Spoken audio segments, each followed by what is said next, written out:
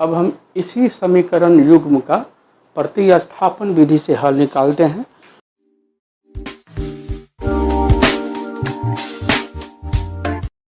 गुरु ब्रह्मा गुरु विष्णु गुरुर्देवो महेश्वरः गुरु साक्षात् परब्रह्म तस्मै श्री गुरुवे नमः। क्लास 10 मैट्रिक बोर्ड के सभी परीक्षार्थियों का आज के वीडियो में सुस्वागतम। मैं बीजगणित का बड़ा ही इम्पोर्टेंट चैप्टर रैखिक समीकरण युग्म का विलोपन विधि और प्रतिस्थापन विधि से हल के संबंध में अगले सवाल पर लिए चलता हूँ।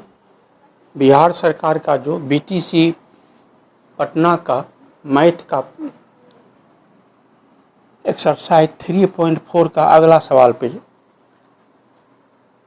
कहता है, निम्न समीकरण के युग्म को विलोपन विधि तथा प्रतिस्थापन विधि से हल करें। और आपको बतलाना है कि हल करने का मतलब x और y के मान को निकालने का कौन सी विधि अधिक उपयुक्त है, विलोपन विधि या प्रतिस्थापन विधि। तो पहला समीकरण दिया हुआ है x/2 + 2y/3 बराबर -1 और दूसरा दिया हुआ है समीकरण x - y/3 बराबर 3। तो आप लोग बोर्ड पर ध्यान से देखिए और मेरी बात को गौर से सुनिए। तो हमको दिया हुआ है x/2 + 2y/3 बराबर -1। इसको थोड़ा सा और सरल कर लेते हैं। 2 और 3 का लॉस हो गया 6, 2 तिया 6, 3 गुना x 3x प्लस 3 दूना 6, 2 दूनी 4y बराबर -1। इसके नीचे 1 छुपा हुआ है। अब इसको क्रॉस गुना करते हैं। 1 से गुना किए 3x + 4y को और -1 से गुना किए 6 को। वज्र गुणन किए तो 1 से गुना किए तो इतना ही रह गया, ये -1 है। -1 को 6 से गुना किए -6 हो गया। ये हुआ समीकरण 1। फिर दिया हुआ है x - y/3 बराबर 3। ये x के नीचे 1 छिपा हुआ है, -y/3 बराबर 3 के नीचे 1 छिपा हुआ है। ये बट्टा पर का घटाव की तरह आराम से घटा दिए। फिर इसको क्रॉस गुना करते हैं। 1 से गुना किए 3x - y को तो रह गया 3x - y और ये 3 तिया हो गया 9। ये मेरा हो गया समीकरण 2। अब रैखिक समीकरण 1 हुआ 3x + 4y बराबर -6 और रैखिक समीकरण नंबर 2 हुआ 3x - y बराबर 9। और हम विलोपन विधि से आपको हल निकालते हैं।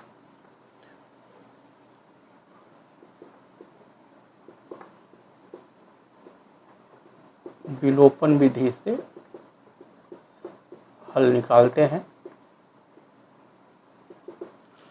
तो समीकरण 1 दिया हुआ है 3x + 4y बराबर -6 और समीकरण 2 दिया हुआ है 3x - y बराबर 9। तो हम गौर से देखते हैं तो पाते हैं कि समीकरण 1 में भी x का गुणांक 3 है और समीकरण 2 में भी x का गुणांक 3 है। तो हम चर x को विलुप्त कर देते हैं, गायब कर देते हैं, विलोपित कर देते हैं। तो समीकरण 1 में भी x का चिन्ह है प्लस और समीकरण 2 में भी x का चिन्ह है प्लस। एक समान चिन्ह है तो एक समान चिन्ह रहेगा तो घटा देंगे। घटाने पर क्या होगा, नीचे वाले व्यंजक का चिन्ह बदल जाएगा। 3x के बाईं तरफ प्लस छिपा हुआ है, माइनस हो गया। y के बाईं तरफ माइनस है, प्लस हो गया। 9 के बाईं तरफ प्लस है, माइनस हो गया। ये 3x में 3x घट गया, मतलब कैंसिल हो गया, विलोपित हो गया, गायब हो गया। 4y और 1y जुड़ करके हो गया 5y 6 घाटा 9 घाटा 15 घाटा। 5y का मतलब हो गया 5 गुना y बराबर -15। अब ये 5 को बराबर के दाएं ले जाएंगे, y बराबर -15, 5 गुना है बराबर के दाएं आया तो भागा मतलब बट्टा हो गया, काट दिए 3 बार में, तो हमको y का मान आ गया -3। अब इस y के मान को समीकरण 1 या समीकरण 2 किसी में रखेंगे तो हमको x का मान मिल जाएगा।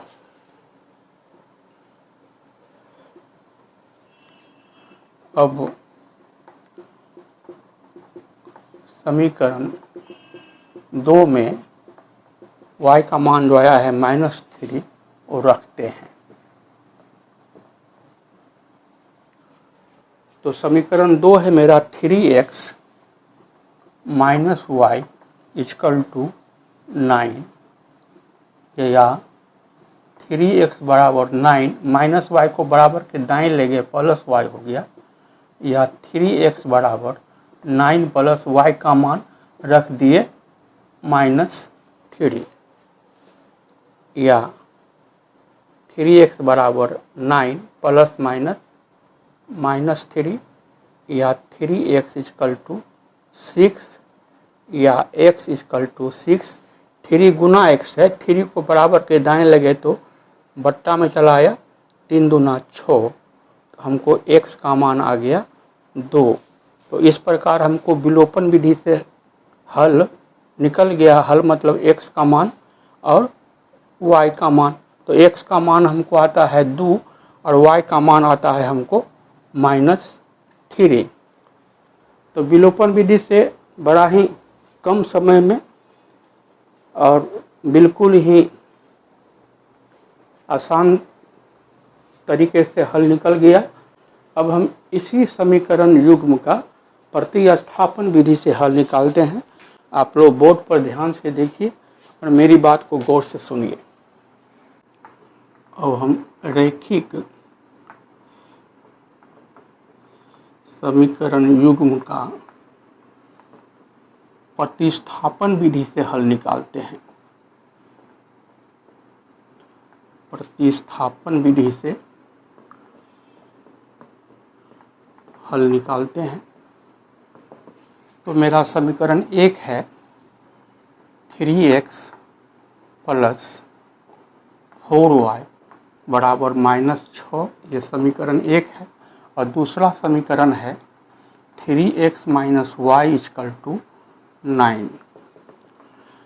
अब हम समीकरण 2 से आगे बढ़ते हैं। अब हम समीकरण 2 से आगे बढ़ते हैं। 3x - y = 9। अब x या y किसी एक पद को बराबर के दाएं कर देंगे। 3x बराबर 9, माइनस y को बराबर के दाएं ले गए तो प्लस y हो गया। 3x मतलब हो गया 3 गुना x बराबर 9 प्लस y, या x बराबर 9 प्लस y। 3 गुना है, इस 3 को बराबर के दाएं ले गए तो भागा मतलब बट्टा हो गया। ये हो गया समीकरण 3। अब हम समीकरण 2 से आगे बढ़े थे तो हम समीकरण 1 लेंगे। और समीकरण 1 में क्या करेंगे, x के जगह पर x का मान 9 प्लस y बट्टा 3 प्रतिस्थापित कर देंगे, मतलब रख देंगे। अब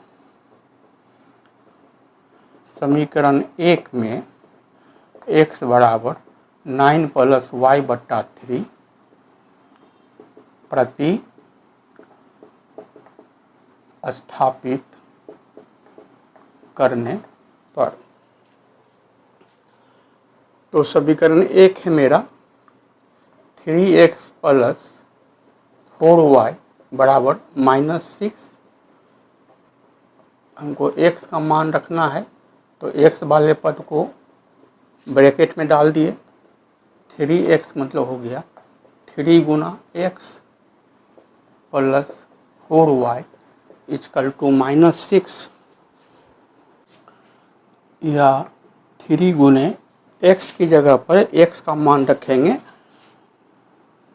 9 प्लस y बट्टा 3। इसको बड़ी कोशिश से बंद कर दीजिए। पहले से है 4y प्लस 4y बराबर है -6। ये 3 में 3 काट दिए, या 9 प्लस y, 3 में 3 को काट दिए, बच गया 9 प्लस y। अब पहले से है 4y प्लस 4y बराबर -6। अभी अचर पद 9 को बराबर के दाएं ले जाते हैं, बराबर के बाएं रखेंगे चर पद को, बराबर के दाएं कर देंगे अचर पद को।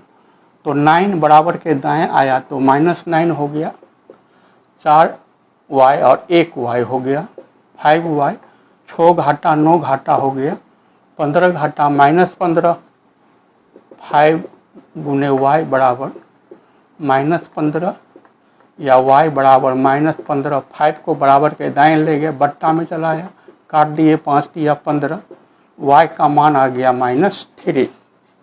अब इस y के मान को क्या करेंगे, समीकरण 3 में रख देंगे तो आपको चर x का मान मिल जाएगा। अब समीकरण 3 में y बराबर -3 प्रति स्थापित करने पर,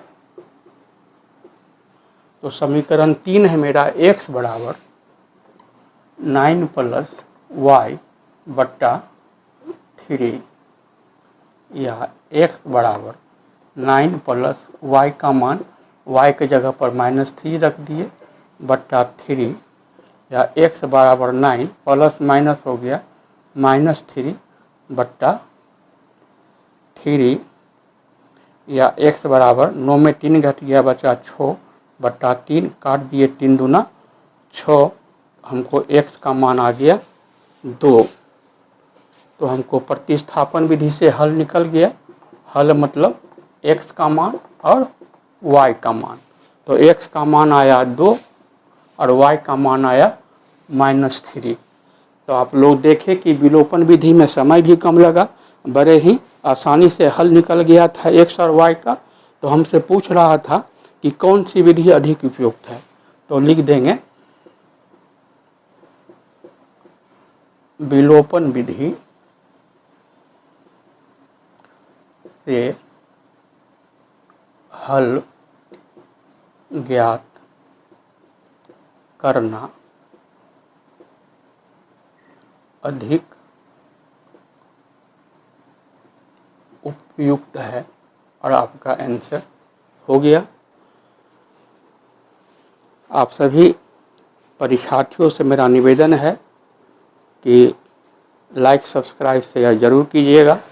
आपके लाइक सब्सक्राइब शेयर से मेरा मनोबल मजबूत होता है, और अधिक उपयोगी आपके लिए वीडियो बन सके तो मैं भी काफ़ी मेहनत करता हूं। तो प्लीज़ लाइक शेयर सब्सक्राइब में आप लोग कमी मत कीजिए। हमारे वीडियो को वॉच करने के लिए आप सबों का बहुत बहुत धन्यवाद।